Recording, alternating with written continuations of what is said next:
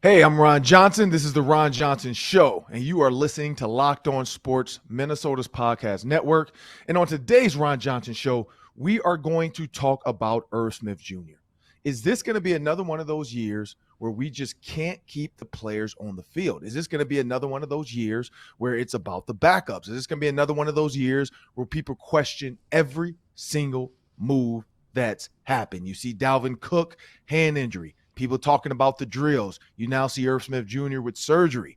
People are talking about, man, we should have signed Kyle Rudolph. And then, of course, if this defense isn't better, people are going to question, should they have fired Mike Zimmer? All that coming up next on The Ron Johnson Show. On the field, in the broadcast booth, Ron Johnson is Minnesota sports. One-of-a-kind opinions, big-name guests, the teams you care about every day. It's the Ron Johnson Show, part of Locked On Sports Minnesota, and it starts now. Welcome to the Ron Johnson Show, and I'm your host, Ron Johnson. On today's show, we're going to have Gabe Henderson, Vikings insider, join us in just a bit. He's going to talk about everything so far. He also had a national TV hit debut. I want to get his takes on that and how that felt. We're going to talk about the Daily Three. There's some big things happening. Yes, Russia is starting to let go a little bit. Does that mean Brittany Griner's coming back? Or is there another Minnesota sports figure that's found their way out of Russia? We're going to talk about the Twins and their pitchers. 4 pitchers was not enough. People wanted them to trade for 10 pitchers. We're going to talk about that. And then, of course, there's injuries on the Minnesota Vikings in the Daily Three. But up first, as I bring Sam Eksterman, my producer. Hey, Ron. Irv Smith Jr., Sam. They could have had Kyle Rudolph, and I see the fans already starting to talk about this. Coach Kevin O'Connell made the comment, Irv Smith Jr. is out, and he will be back for the start of the season. That's what everybody says because nobody truly knows. Everybody says that because that's what trainers are supposed to say.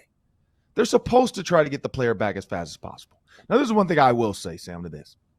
I broke my fingers, numerous spots, dislocated, popped out the skin, had to be rushed to the hospital, had surgery. I was back in about a week. Now, I don't know how bad the thumb is because that is a different part, and it's a bigger bone.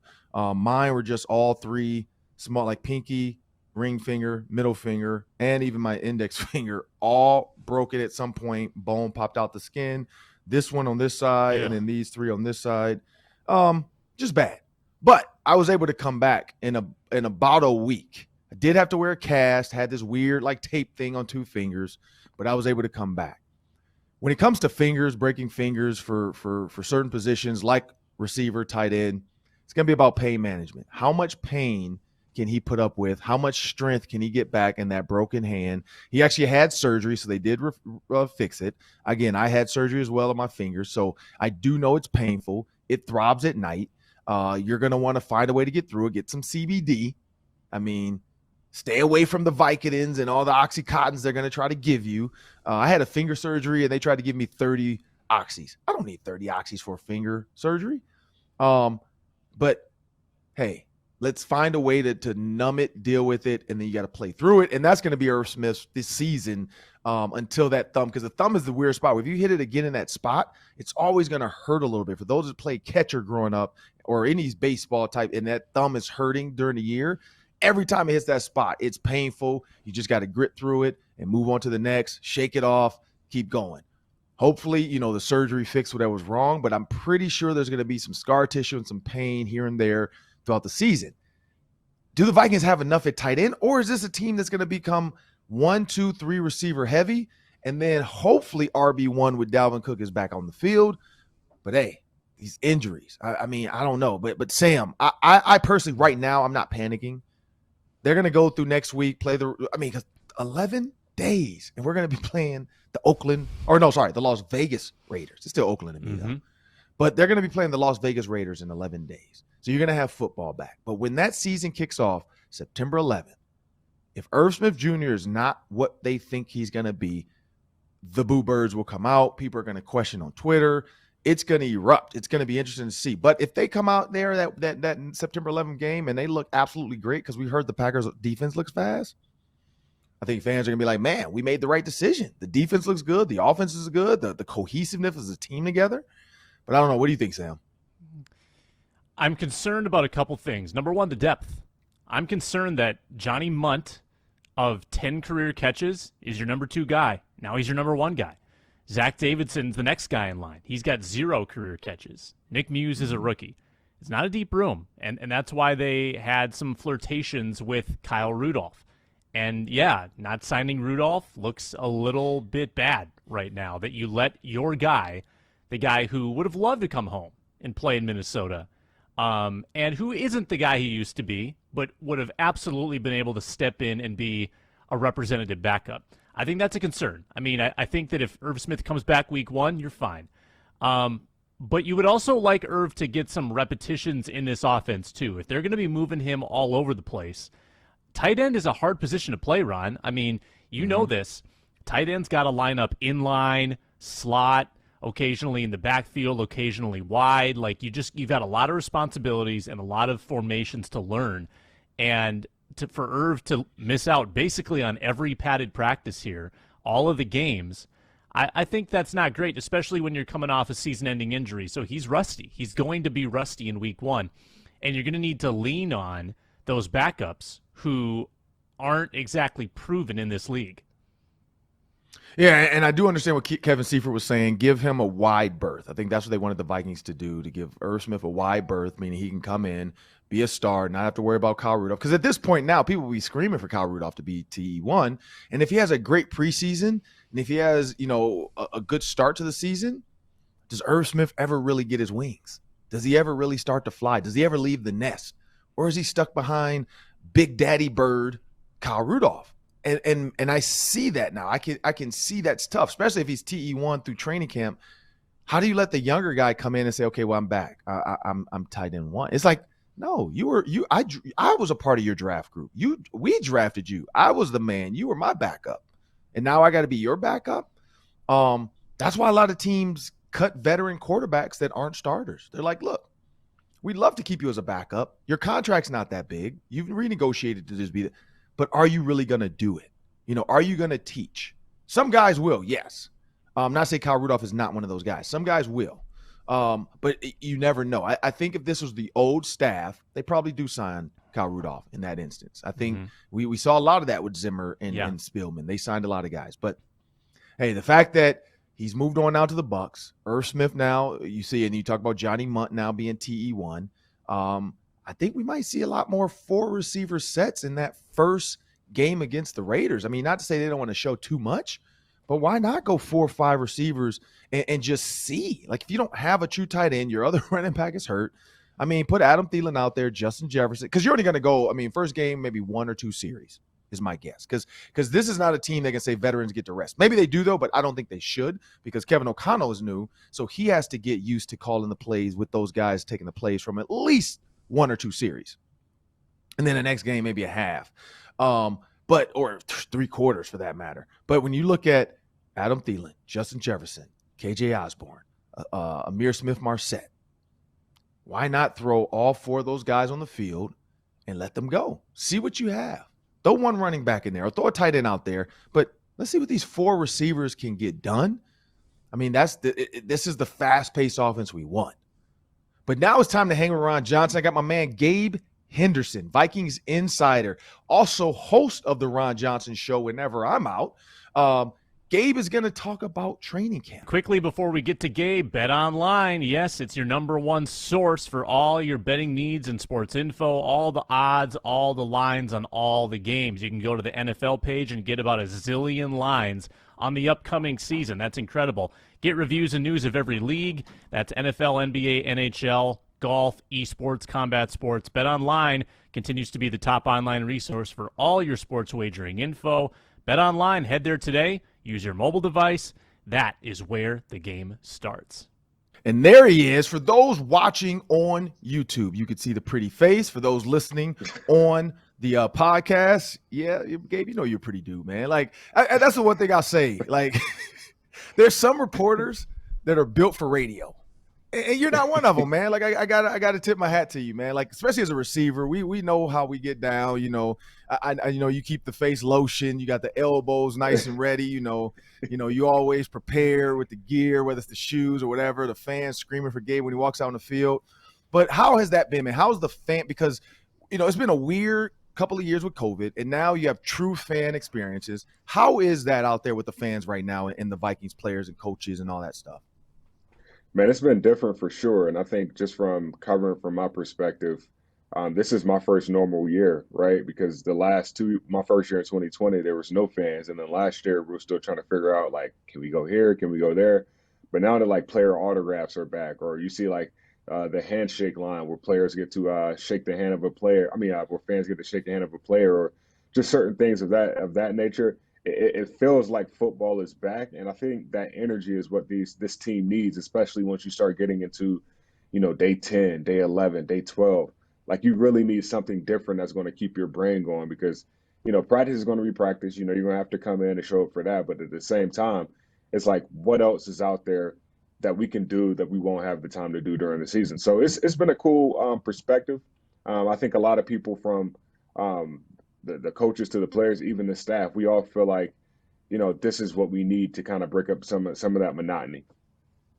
And I woke up early and I saw a tweet from Gabe A. Henderson. What's your middle name, by the way, man? I don't think I ever knew that. You really want it? Yeah, what is it? It's the first name in the Bible. Adam? Yeah. I was about to say Alexander. I'm thinking presidents. I'm like, wait, what? Alexander the Great. I was like, Alan? I was like, no, Adam and Eve. Adam, Gabe. So it's Gabriel Adam Henderson. Man, you are. It's early, man. You giving up my full government. I love it. Your mom went straight biblical with that one. But here's a biblical tweet, man. I'm putting this tweet in the Bible. Gabe A. Henderson, at Gabe A. Henderson on Twitter, that those who want to follow, check him out. He says, it's been fun to watch Kirk Cousins grow in this new offense thus far. We all know Kirk is one of the most accurate QBs in the league. So people, I not only think that, Gabe does too, because we know Sam's a hater, to now see him improvising more at Vikings training camp, throwing the ball on the run, it's only going to take this offense to the next level. And when you say that, man, like, explain to the fans what you're seeing from Kirk Cousins with his improvising.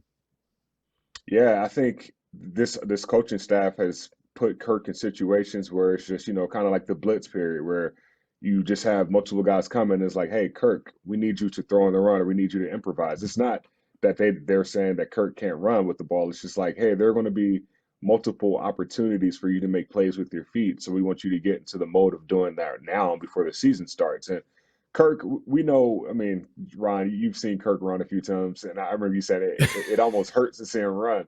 But at the same time, like, when Kirk does pull the ball down, he's got a little bit of wheels. Like, he can get that thing going. So I think now it's just putting him in situations where he's a little bit more comfortable throwing on the run and not being in the pocket. So he'll never be a running quarterback like Lamar Jackson.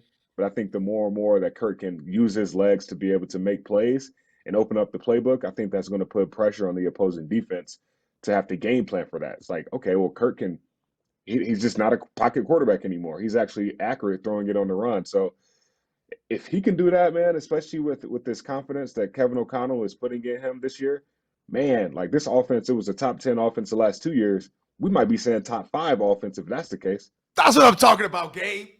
Tell him.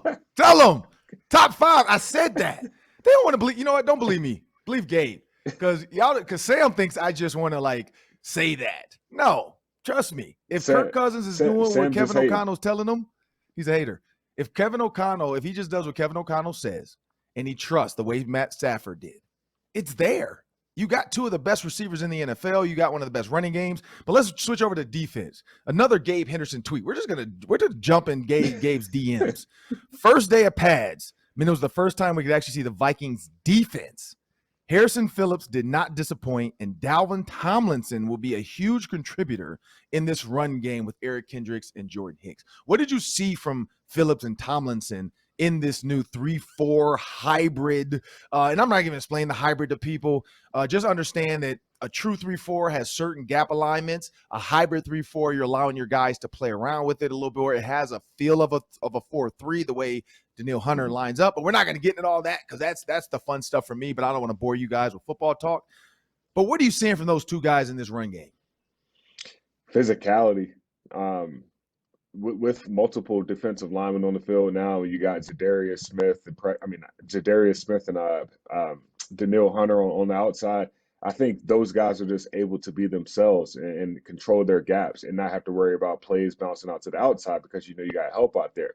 So they're just able to get physical with the guard or the center or people that's in the way of them to be able to get into the running back or get to the quarterback. And pads come on, you really don't understand how good a defense can be until you see that. So the fact that we've seen that physicality, or at least I've seen that physicality from those guys, it just allows Eric Kendricks and Jordan Hicks just to play free back there. I mean, we know that's what the ultimate goal of a defensive tackle is, to let your linebackers run free. You don't want opposing guards and opposing tackles or opposing offensive linemen getting to that second level, blocking the linebacker. So I think those two guys take heed and making sure that they can stop the run and get pressure on the quarterback before it gets to that second level. So, man, it was good to see.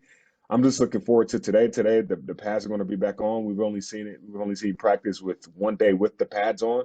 So today is going to be another day where we actually get to see, okay, can they put this together another day? I think they can personally, but that offensive line for the Minnesota Vikings, they probably are taking it personal too. It's like, all right, we're O-linemen too.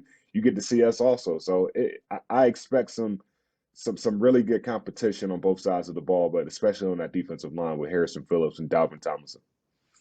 And let's praise Gabe a little bit. For those that haven't seen it, Gabe Henderson alongside Tatum Everett were on the NFL Network as the Vikings reporters, but they got to do the national NFL Network report from training camp as they go around the league. Huge honor to do it. Proud of you, bro. I was excited to see it. Hopefully the NFL Network doesn't come take you too soon, because I still need you around here for a little bit more to kind of help me out through the weeds. But how was that, man? You guys got that kind of call or text or email from Skip, or whoever, Brian Harper, letting you guys know you're going to be on the NFL Network this day or whatever day. If they told you before, which I'm guessing they did because they don't tell you the morning of, how was that like going to sleep knowing the next day? It's kind of like Christmas, but how was that going to sleep, waking up the next day knowing, and then, leading up to that process? Yeah, man, it was a cool feeling, and hopefully NFL Network doesn't steal me from the Ron Johnson show. I think the Ron Johnson show, man, you're killing it right now. So continue to, elevate. I'm happy to help whenever you need me. But it was one of those opportunities where the NFL Network, they have this thing called Back to Football Saturday. So we knew it was coming. We just didn't know it in what capacity. So when I got the news that hey, you and Tatum, we want you for this year, and we got a couple of hits for you guys, I was like, dude, let's get it. I think at the same time, while it's the major platform, it's an opportunity for us to represent the Vikings and put the Vikings in a positive light, because there's a lot of buzz around here, rightfully so, because we got a lot of talent on this team. But when I got that email, I was like, let's go. I hit my mom, hit my dad up. I was like, hey, 2:00 Central Time, make sure y'all check it out. And the thing is, my parents forgot and accidentally turned the TV on at 2:05. I was like, oh, I saw you. I was like, bro, I told you last week. So it was fun. It was fun to get that opportunity, man. As we continue to elevate, Tatum is very talented at what she does. So we push each other, and hopefully this will be another opportunity where we can continue to represent the Vikings on a large platform. Yeah, and so looking at the season outlook, and you're traveling to Vegas, I'm guessing, right? Yeah, I'm not gambling though. You're not doing any early season prop bets? I mean, first person to throw the first touchdown in a preseason game. I mean, it's got to be some props out there that don't hurt you. Come on, man. Is Justin Jefferson going to have more yards than Devontae Adams in the preseason game? I know there's some props out there. I was going to throw you a little 50, go hook me up, Calvin Ridley style. Hey, shout out to Calvin Ridley. No, that's wrong, man. Shout out to Calvin Ridley. I ain't taking no money yet. I got 50 for you, no, but it's got to be as Kirk Cousins is going to have more yards than Sean Mannion and Kellen Mond combined. I guarantee that's a prop bet out there. It's got to be a prop for game one, because you never know how long the QB1 is going to play, and then you don't know what QB2 or 3 are really going to do, because I've seen games where backups have 10 yards because they are just horrible, having a horrible game. But anyway, looking at going to Vegas, what's that? Because I mean, again, it's funny. When I was just talking to my wife about softball stuff, my daughter I guess I can announce it now because her teammates are going to find out today. But she's no longer going to play little league softball, I guess you want to call it. She's moving on to club ball, even though she's only 11. It was a hard decision. We felt like LeBron James last night. We had to make the decision by 9 p.m. and we kind of let her, and we called her, and she had the biggest smile, and that was all we needed. We're like the fact that she had the huge smile, like, yep, I'm ready to take this next step. I want to be challenged. So, and then me and my wife are looking at the calendar, like, okay, what's her schedule going to be like? We got a travel tournament in Iowa. We're going to Chicago. Like, it's all these travel deals now. I was like, man, wait a minute. Football is up next week. So when Monday hits next week, you guys are going to have your Vegas schedule. Like, what does Vegas week look like? Like, how are you preparing for that? Man, if it's anything similar to last year, the preseason, when we went to where did we go? We went to Kansas City. It's a pretty loaded week. I think since we play on a Sunday, it's like a Sunday afternoon. It's going to be a lot of more downtime to, like, I wouldn't say like roam the city, but like figure things out and like relax. I think a lot of us are looking forward to it because it means football season is back. I mean, granted, there is a NFL game this upcoming Friday, but I think next week it'll be weird because you kind of got to dust those cobwebs off. It's like, oh, like, is this cool to do this, or like it's pregame meal at this point? But I'm not 100% sure of like what the schedule will actually look like. I feel like we don't get that until like 2 or 3 days before, and I feel like the operation guys they do that on purpose just to make sure you don't make any plans, which is probably can be a good thing if you're going to Vegas. So. I'm just going there for business, man, and I just want to see that new stadium. I think, seeing that new stadium and seeing, what this Vikings team can do under the bright lights on a Sunday, like, I think you got to be hyper about football season if that's the case.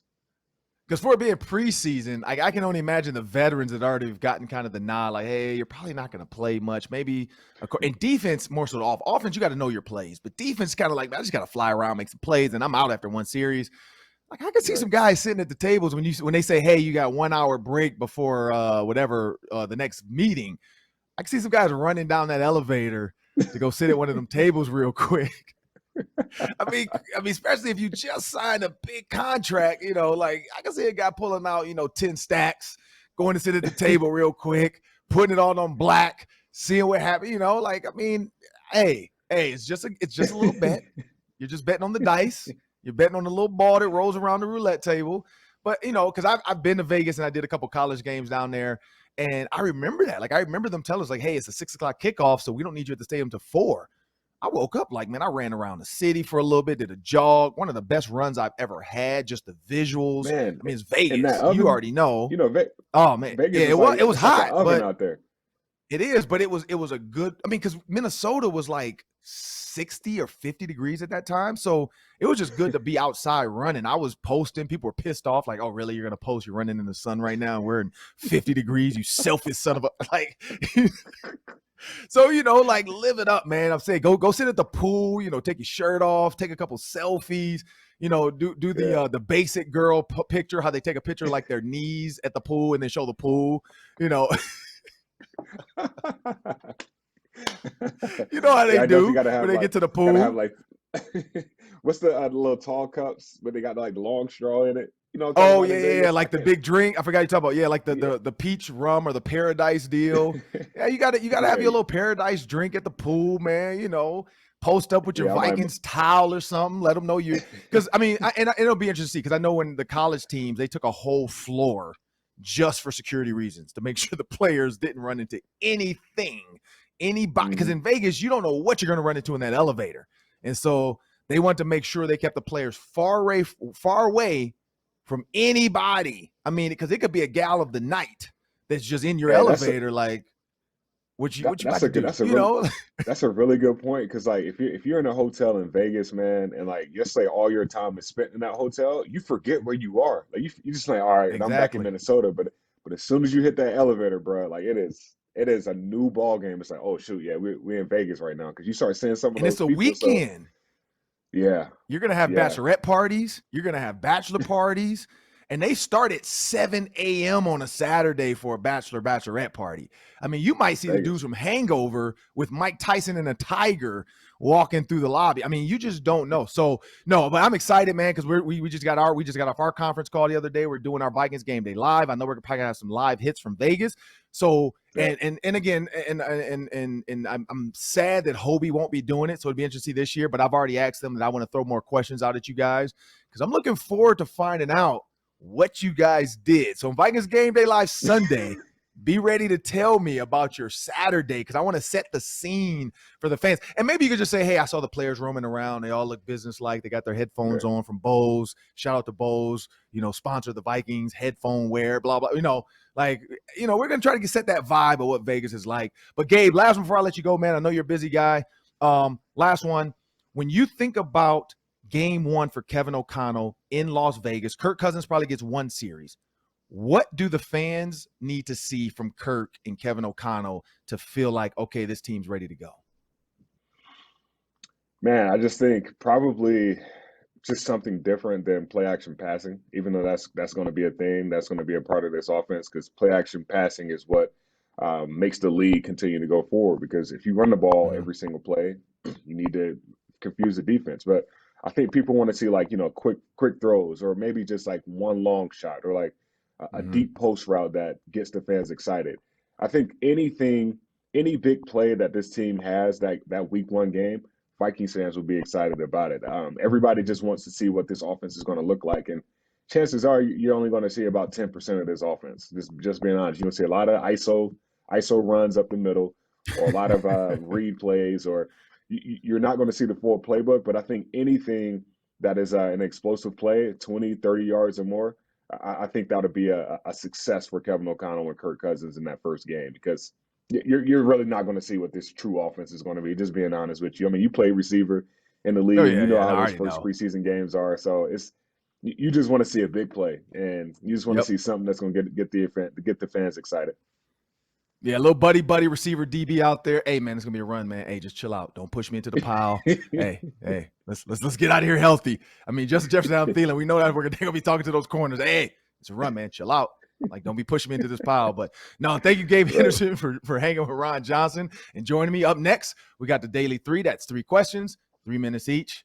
Here we go. There's a theme of today's Daily 3, and that theme is 3, and you'll see what I'm talking about. Now, unfortunately, the Vikings have 3 injuries to running backs. Kene Nwangwu, he's out. He's day-to-day, been out for the past couple practices.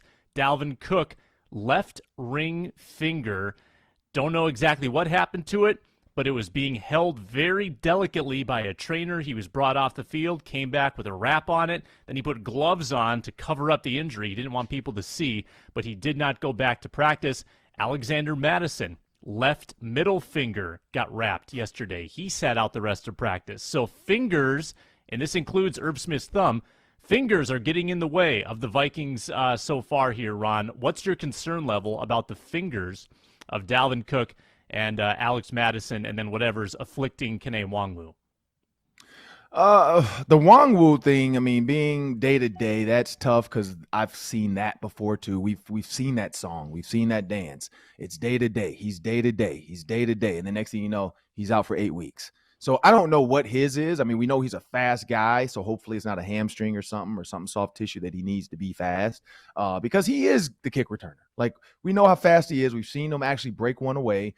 Year 2, he's going to have a lot more to him. I think in this offense, you throw a swing pass to him in space, that's scary. Like, with that speed, if you can clear out the receivers and he can get going before the DBs even have a chance to turn around and realize this dude is outrunning our linebackers right now, because a linebacker can't keep up with him. No way, no how, no chance. Most safeties probably can't. Some of your faster 4-3 cornerbacks, 4-4 cornerbacks probably can, but this guy is track fast. So that one worries me a little bit because, when they don't really disclose and they just kind of say, lower leg injury or day-to-day rest or whatever it might be, sometimes it's worse than they think. The finger thing, Dalvin Cook, Alexander Madison's fingers, and Irv Smith, you could throw that in there.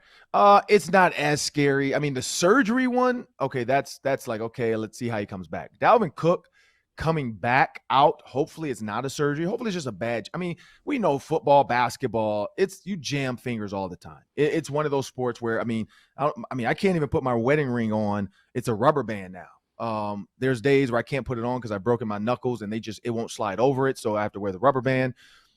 I mean, I don't know if you've ever seen Bobby Bell's fingers. I don't know if Spice Adams has ugly fingers. Like there's some Shaq has some bad looking fingers. Like it's just a basketball thing. Like basketball, football players wreck their fingers. It's just one of those things. I've seen guys put their hand up like this and this pinky is pointing that way. And so it is what it is. You're going to mess them up, but you're going to play through pain. The fingers are going to hurt. But, hey, once the game gets going and you got that energy and that juice going, it hurts when you're just sitting in the bed. But when you're just getting that juice going, they'll be fine. So I think those finger guys are going to be fine as long as they don't have to have surgery. I have no clue how Dalvin Cook did it, but some people are theorizing that the coaches had, like, the football on a stick trying to punch the ball out during that drill, and that one of them broke his finger. No clue if it's true.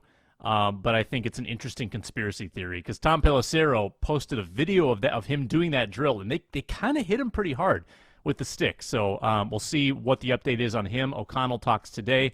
Before the next question, Built Bar, the Puffs. If you haven't had them, you're depriving yourself of one of life's greatest joys. I just finished a box of the cookie dough and the s'more puffs, and I'm craving more. I'm going through withdrawals right now. Delicious, indulgent cookie dough covered in chocolate. Can you imagine how tasty that is? Only 160 calories and 15 grams of protein. Yes, covered in 100% real chocolate. Healthy, tasty cookie dough, light, fluffy texture. You're going to love the new cookie dough chunk puff as well, whether you need a snack for your workout, a late night treat, or just need a quick bite. Built is the perfect protein bar. Built.com, promo code LOCKED15. Get 15% off your order, promo code LOCKED15. Continuing with the theme of three, Ron Johnson, the Twins traded for three pitchers. Starter, Tyler Mahle from the Reds. Reliever, Michael Fulmer from the Tigers. Reliever, Jorge Lopez from the Orioles. And they added a catcher from the Guardians, Sandy Leone. The three pitchers coming to Minnesota, including Michael Fulmer from Detroit. Fulmer just had to walk across from clubhouse to clubhouse because the Twins were playing the Tigers. So that was kind of interesting. Ron, what do you make of the Twins going and getting three pitchers? Do you like the haul? I've seen that before. I like going back to the Michael Fulmer thing. I think that's the funniest thing ever. I think that was hockey that happened before where a guy like literally in the middle of a game was like playing for one team and then got traded. And so they actually had to go tell him, you can no longer dress for this team right now. You have to go, like, look the story up. He had to go over to the other locker room for hockey. And I think I think it was the first time like a guy actually played like for two teams in one game. And I saw it on like a 30 for 30 or something, or ESPN, or can't remember what. Now, maybe it's not completely true the way it is, but I remember that story being told about, it was either hockey or basketball, but I think it was hockey where a guy literally was on the ice with the team, or maybe he was warming up with his one team. And then they told him, hey, you're on this team now. They just traded you. And he had to get all of his stuff and go into the other locker room. So the fact that like he's out there with the Tigers, he flew in with the Tigers, and then all of a sudden they're like, hey, you just got traded. So yeah. It's like that awkward silence from Austin Powers when he like with Dr. Evil, when he's looking at, Scotty, his son, and then little mini me.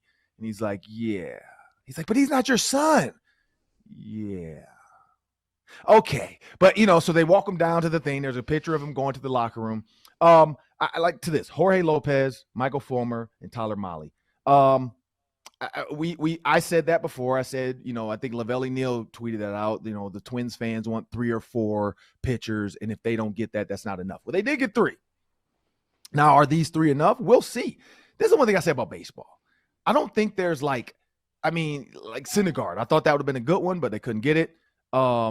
Here's the thing I look at the most with this group.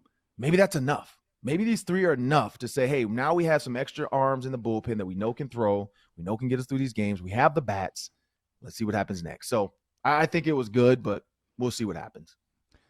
Of course, the Twins had one final bullpen collapse last night for good measure before they get the reinforcements. Griffin Jacks has a terrible seventh inning, and the Twins lose 5-3 to the Tigers. They finish that series this afternoon.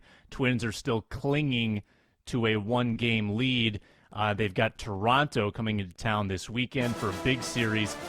Got to win today's game against the Tigers, though, and win that series. Last one, Kirill Kaprizov failed twice to exit his country of Russia. There was a lot of concern. The Wild were dismayed, and the third time was apparently the charm. By way of Turkey, Kirill Kaprizov got out of the country, is back in America, is back in Minnesota, where he will be participating for the Wild as scheduled. So obviously that's big for the hockey team, but big for Kirill Kaprizov too. You hear about guys getting put in jail for neglecting Russian military duty. It was always kind of unclear about how legitimate the charges were, or if there was any real validity to those.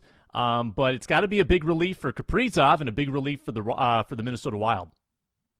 Yeah, I mean, he made it back. I mean, we see the Brittany Griner trade they're trying to make. I think she gets her verdict maybe Friday or Monday, but they're going to try to make a trade for her and another guy for like a Russian terrorist or something. I don't know, like or arms dealer. So the fact that they're already trying to make those trades, I think Kaprizov's thing just got blown out of proportion because of what's going on in America.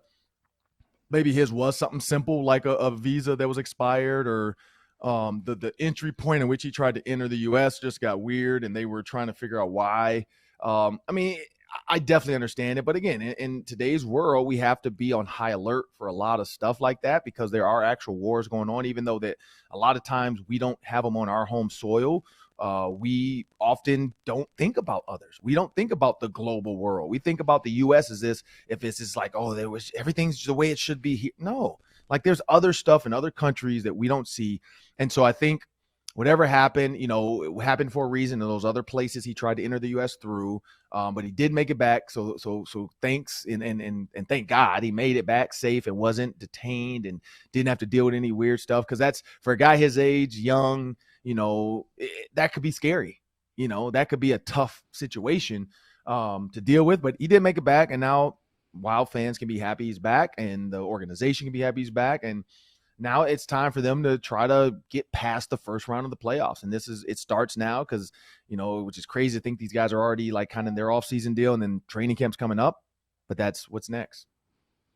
Yeah. I mean, if I'm Kaprizov, I think the decision for him is, do I want to go home every offseason? I mean, imagine being in that position, like not being able to go back to your home country if that's the risk you're facing. Because, when you get into talking about trading prisoners or trading people from country to country, now the door it's kind of open now for Russia to say, well, this person has, a lot of influence in America. If we just sort of collect all these people as currency and use them to bargain, like that's a scary reality. And I don't know how much danger he was ever really in. Might have been, I'm sure we'll hear from him at some point, but tough situation for him to be in for sure. Well, this is the Locked On Sports Minnesota Podcast Network. I'm Ron Johnson. This is the Ron Johnson Show. That's Sam Ekstrom. That was Gabe Henderson. We want to thank you all for continuing to download, subscribe, listen, like, share, and comment. Please make sure you download the podcast and subscribe wherever you get your podcast, iTunes, Spotify, whatever it might be. Thank you, and have a great day.